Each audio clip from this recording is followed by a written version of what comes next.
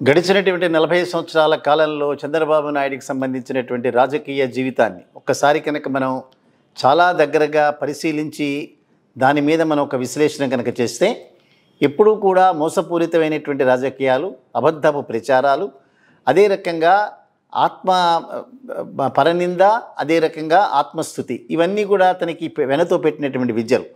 అందుకనే లేనిపోయినటువంటి అబద్ధాలని కళ్ళార్పకుండా చెప్పేటటువంటి నేచర్ ఉన్నటువంటి వ్యక్తి. ఈ మధ్యలో జరుగుతున్నటువంటి ప్రచారంలో కూడా తను తీసుకున్నటువంటి మేనిఫెస్టోకి సంబంధించినటువంటి ఏ కార్యక్రమం విశదీకరించి చెప్పినటువంటి పరిస్థితి లేదు. అదే రకంగా గడిచినటువంటి కాలంలో తను 14 సంవత్సరాలు ముఖ్యమంత్రిగా చేశాను అనేటటువంటి మాట పదే పదే చెప్పుకోవటం తప్ప, నా ముఖ్యమంత్రిగా నేను పదవిని నిర్వహించినటువంటి ఆ కాలంలో నేను చేసినటువంటి మార్పులు ఈ రకంగా ఆంధ్రప్రదేశ్ రాష్ట్రం మీద, దేశ ఆర్థిక వ్యవస్థ మీద గణనీయమైనటువంటి మార్పులు పట్టుకొచ్చినాయని చెప్పడంలో కూడా ఎక్కడా లేదు. అందుకే ఆయన చెప్పేటటువంటి అబద్ధాలంతా కూడా హైదరాబాద్ నేనే నిర్మించినాను, హైదరాబాద్ నగరాన్ని నేనే ముందుకు తీసుకెళ్ళాను ఆర్థికంగా అనేటటువంటి మాటలు చెప్పడం తప్ప ఎక్కడా కూడా ఒక స్పెసిఫిక్గా ఒక ఇష్యూని అడ్రస్ చేసినటువంటి సందర్భాలు లేవు. అడ్రస్ చేయకపోవడమే కాకుండా రాజశేఖర రెడ్డి గారు 2004 సంవత్సరానికంటే ముందు వారి యొక్క ప్రచార సమయంలో మేము ఎలక్ట్రిసిటీని రైతులందరికీ కూడా ఉచితంగా ఇస్తాము అని చెప్పినప్పుడు, ఉచితంగా కరెంటు కనుక ఇస్తే ఆ కరెంటు తీగల మీద బట్టలు ఆరవేసుకోవాల్సిందే అనేటటువంటి మాట చెప్పినటువంటి గనుడు. తర్వాత ఉచిత కరెంటు నేనే దాన్ని మొదలుపెట్టినానని చెప్తాడు. అదే రకంగా మొబైల్స్ని తనే కనిపెట్టినానని చెప్తాడు. అసలు ప్రజలందరికీ కూడా టెక్నాలజీ అనేటటువంటిది నేనే నేర్పించినాను. ఈ రకమైనటువంటి అబద్ధాలని పదే పదే చెప్పి ఈ అబద్ధాలని నిజం చేసేటటువంటి ప్రయత్నం మనం ప్రత్యక్షంగా కళ్ళారా చూసాం. ఇప్పుడు కూడా అటువంటి పద్ధతిని ఈ ఎన్నికల సమయంలో కూడా ఎంచుకోవటం అనేటటువంటిది మనం చూస్తున్నాం. అందుకనే నవరత్నాల పథకాలన్నీ కూడా అసలు జగన్మోహన్ రెడ్డి ఇంప్లిమెంటే చేయలేదని చెప్తాడు.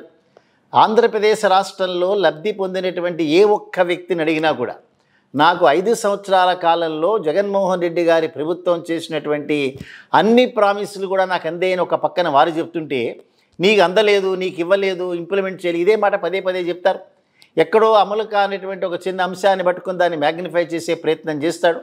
దానిలో భాగంగానే ల్యాండ్ టైటిలింగ్ యాక్ట్ అనేటటువంటి దాన్ని ఒక ప్రజలని మభ్యపెట్టేటటువంటిది గాను, ప్రజల దృష్టిని మరల్చేటటువంటి సబ్జెక్టు గాను, ప్రజలని భయభ్రాంతులకు గురి చేస్తూ దాని ద్వారా ఓట్లు పొందేటటువంటి అవకాశాలని పరిశీలించే వ్యక్తిగాను చంద్రబాబు నాయుడు మిగిలిపోయినాడు.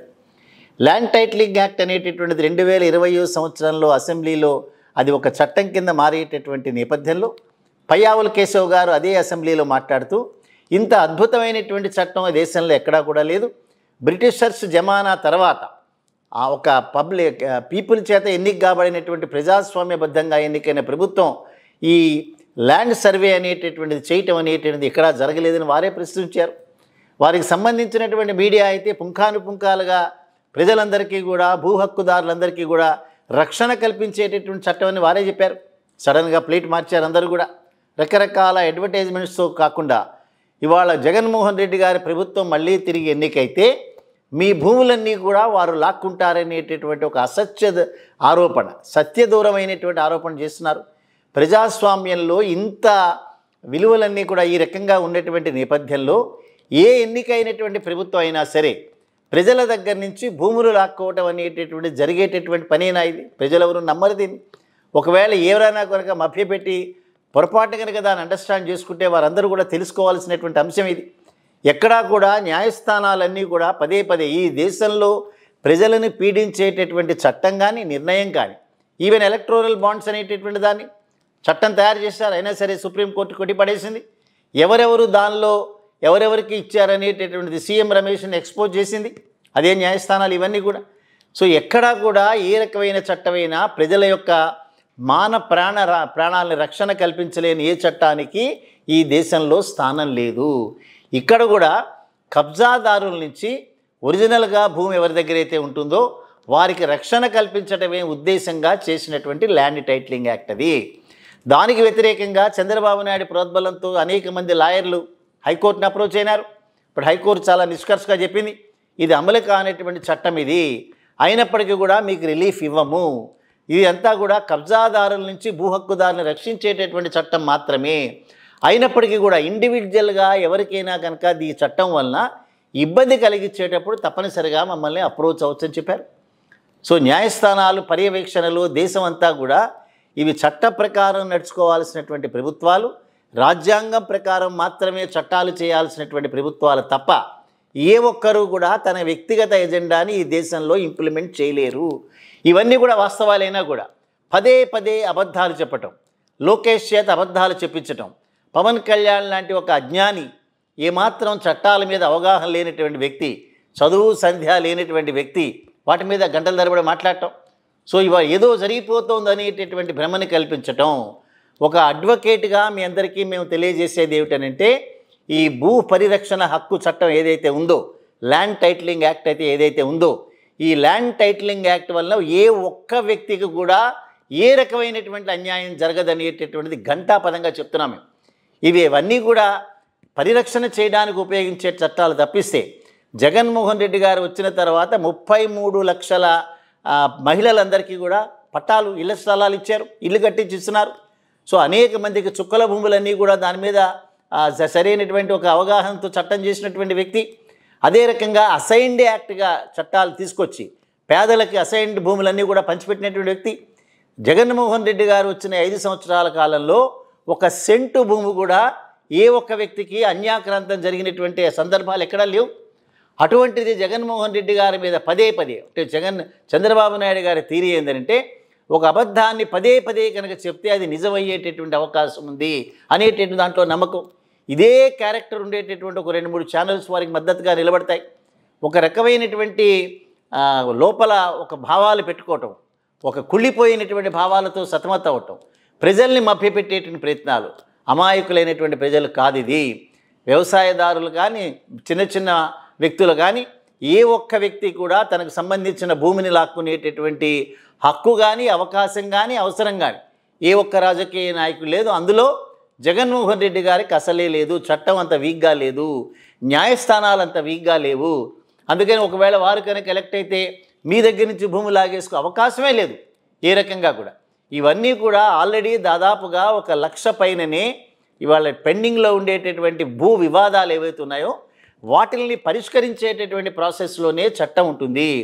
ఫైనల్గా చట్టం గెజిట్ అయ్యి అది ఇంప్లిమెంట్ చేసేటటువంటి పరిస్థితుల్లో ఆంధ్రప్రదేశ్ రాష్ట్రంలో ఉన్న ప్రతి ఒక్క భూ హక్కుదారుడు ఎవరైతే ఉన్నారో వారితో సంప్రదించిన తర్వాత మాత్రమే ఈ చట్టం ఇంప్లిమెంట్ అవుతుంది. జిరాక్స్ కాపీలు ఇస్తారని అబద్ధాలు చెప్తున్నారు. నిన్ననే జగన్మోహన్ రెడ్డి గారు మాట్లాడుతూ బాలకృష్ణ, పవన్ కళ్యాణ్ ఇద్దరు కూడా, ఒక ఆయన మంగళగిరిలోను, ఇంకో ఆయన విశాఖపట్నంలోను, పదే పదే అందరికీ చెప్తారు విశాఖపట్నంలో భూ దోపిడీ జరుగుతోందని. కానీ బాలకృష్ణ తన అల్లుడు అందరూ కలిపి విశాఖపట్నంలో భూములు కొన్నారు. సో విశాఖపట్నంలో భూములు కొన్న తర్వాత వాళ్ళకి ఒరిజినల్ సేల్ డీడ్ వచ్చిందా లేదా జిరాక్స్ కాపీ వచ్చిందా? ప్రజల్ని ఎందుకు మభ్య పెడతారు దీంట్లో? సో ఇవాళ దాదాపుగా 11 లక్షల మంది ఈ మధ్యకాలంలో రిజిస్ట్రేషన్లు చేసుకున్నారు. 11 లక్షల మందికి కూడా ఒరిజినల్ సేల్ డీడ్ వాళ్ళ చేతిలోకి వచ్చింది తప్పిస్తే జిరాక్స్ పేపర్ కాదు ఇది. అందుకని ఆ చట్టమే ఇంప్లిమెంట్ కాలేదు. చట్టం ఇంప్లిమెంట్ చేసేటటువంటి ప్రాసెస్లో ఉంది. ఆ చట్టాన్ని కనుక ఇంప్లిమెంట్ చేసే ముందు 9,000 గ్రామాలని ఇంకా సర్వే చేయాల్సినటువంటి అవసరం ఉంది. సో ఇవన్నీ చేసిన తర్వాత ల్యాండ్ టైటిలింగ్ ఆఫీసర్స్ని అపాయింట్ చేయటం, తర్వాత అపిలేట్ అథారిటీలను అపాయింట్ చేయటం, ఆ తర్వాత న్యాయస్థానాలకు వాటిని రిఫర్ చేయటం, ఇదంతా పెద్ద ప్రాసెస్ ఉంది. కానీ అంతేగాని నేను వస్తే దాన్ని ఈ చట్టాన్ని రద్దు చేస్తారు, ఇవన్నీ అబద్ధాలతో కూడినటువంటి ప్రచారాలు. అదే రకంగా అమిత్ షా గారి టూర్ అనేటటువంటిది ఆంధ్రప్రదేశ్ రాష్ట్రానికి నిర్ణయించబడింది. సో ల్యాండ్ టైటిలింగ్ యాక్ట్ అనేటటువంటిది వాళ్ళ ఐవీఆర్ కృష్ణారావు గారు, అంటే పూర్వపు చీఫ్ సెక్రటరీ ఆఫ్ ఆంధ్రప్రదేశ్, వారు మాట్లాడుతూ ఇది భారతీయ జనతా పార్టీ చేసినటువంటి ఆలోచన.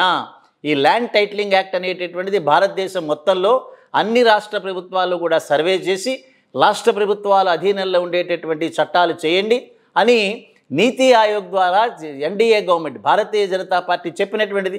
ఐవీఆర్ కృష్ణారావు గారు అదే అడిగారు. ఒక పక్కన అనేక రకాలైనటువంటి ఆరోపణలు, నిందలు చంద్రబాబు నాయుడు మోపుతుంటే భారతీయ జనతా పార్టీ ఆంధ్రప్రదేశ్ రాష్ట్ర శాఖ ఎందుకు నోరు విప్పట్లేదు? దానికి ఏదైనా ప్రత్యేకమైన ఎజెండా ఉందా? ఎందుకు ఈ రకమైనటువంటి మౌనం వహిస్తున్నాను ప్రత్యక్షంగా అడిగాడు ఆయన. అదే రకంగా ఇవాళ అమిత్ షా గారు విజిట్ చేయాల్సినటువంటి ఆంధ్రప్రదేశ్ని ఈ ల్యాండ్ టైటిలింగ్ యాక్ట్ మీద మాట్లాడాల్సి వస్తుందనేటటువంటి భయంతోనే వారి యొక్క టూర్ రద్దు చేసుకున్నారనేటటువంటిది మా దగ్గర విశ్వసనీయ సమాచారం ఉంది. అంచేత భారతీయ జనతా పార్టీ ఆడేటటువంటి ఆ నాటకంలో చంద్రబాబు నాయుడు చెప్పేటటువంటి మోసపూరిత అబద్ధపు ప్రచారంతో ఆంధ్రప్రదేశ్ రాష్ట్ర ప్రజలందరూ కూడా ట్రాప్ అవ్వాల్సినటువంటి అవసరం లేదు. అవ్వకండి అని చెప్పి మాత్రం మీ అందరికీ కూడా విజ్ఞప్తి చేస్తున్నాం. చంద్రబాబు నాయుడు చేసేటటువంటి అబద్ధ ప్రచారానికి ఎవరూ మోసపోవద్దని ఒక అడ్వకేట్గా మీ అందరికీ కూడా మేము రిక్వెస్ట్ చేస్తున్నాం. చట్టం చాలా సురక్షితం. జగన్మోహన్ రెడ్డి గారు తలచినటువంటి ల్యాండ్ టైటిలింగ్ యాక్ట్ ఏదైతుందో ఇది మొత్తం భూ హక్కుదారులందరి యొక్క భూమిని రక్షించి చాలా నిరభ్యంతరంగా హ్యాపీగా పడుకునేటటువంటి చట్టం తప్పిస్తే వారి యొక్క భూమికి ఏ రకమైన హాని ఉండదని ఘంటాపదంగా మేము చెప్పగలుగుతాం. దీన్ని